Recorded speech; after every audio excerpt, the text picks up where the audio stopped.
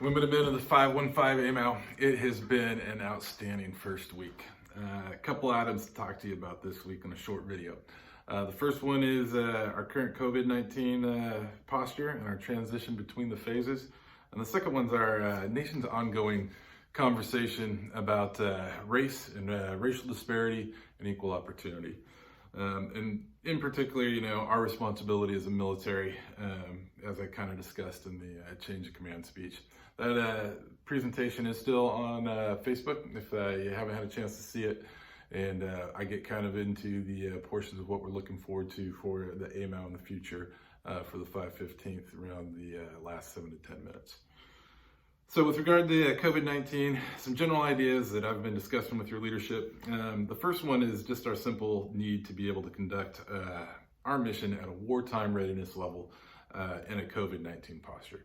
COVID-19 is not going to go away anytime soon, in my opinion, and we need to realize that. And for some of us, that's going to show a little bit of change in how we're going about our day-to-day business, but for others, it's going to be continuing to see a lot more of what you've seen. Along with that, we need to understand that every single person, unit, mission environment that we operate in is going to be different.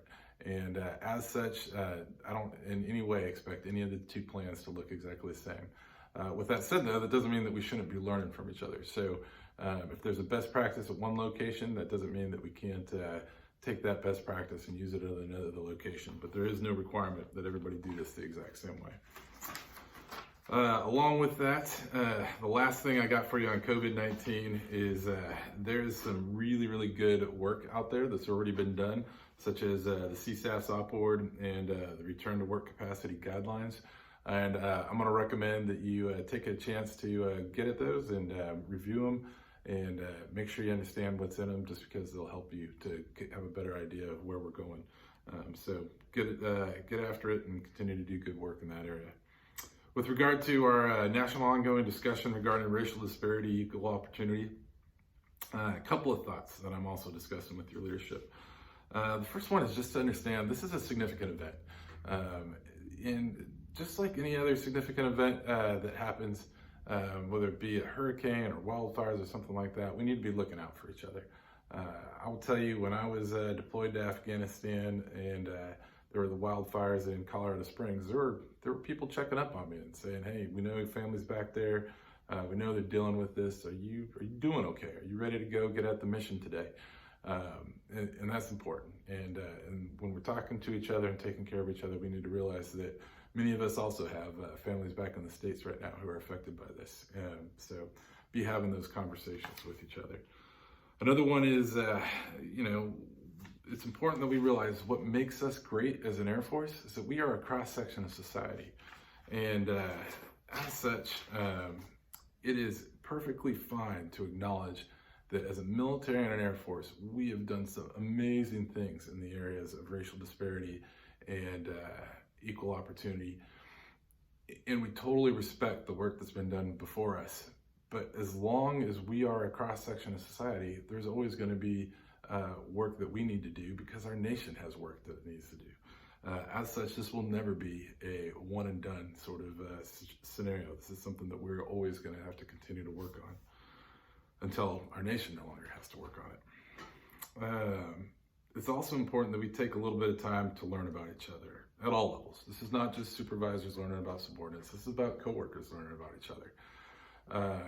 I guarantee you that my family tree looks different than yours, and that's good. I mean, there's no problem with that.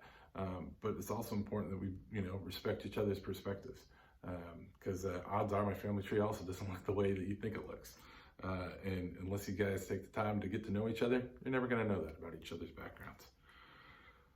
It's also important to realize that there are many, many different lifestyles in the Air Force, and we generally do not understand each other. And it's important that we take the time to understand each other, and we also just respect the fact that we're all great airmen trying to do the same great things and defend our nation's Constitution. So, goodness there. There's a lot more I could say about both of these topics because I am an 06 commander, and 06 commanders like to talk, and that's okay. But we'll really not matter what I have to say nearly as much as the conversations that you all are having within your squadrons and within your work sections. So I'm just going to ask that you continue to make those things happen and continue that discussion. Know that on this topics, as well as anything else, your wing leadership and we work for you. That is our job. We work to ensure that you can get the mission done and that you and your families are taken care of. That applies as well to my entire wing staff. Our job exists to make sure you get the mission done and to take care of you and your families. I will tell you, I am really, really impressed with my first week here. I do look forward to getting to know each and every one of you as best I can as we end COVID-19 restrictions and I get to go out and travel to your locations and start to meet up with you. It is an absolute privilege and honor for Tanya and I to serve with you and your families.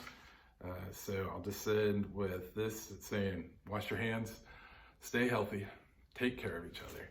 And I know without a doubt, when something needs to be there now, it's not going to be sea lift that makes it happen. It's going to be airlift, and it's going to be AMC and the men and women of the 515 that get it done now. So thank you very much for your time. Press.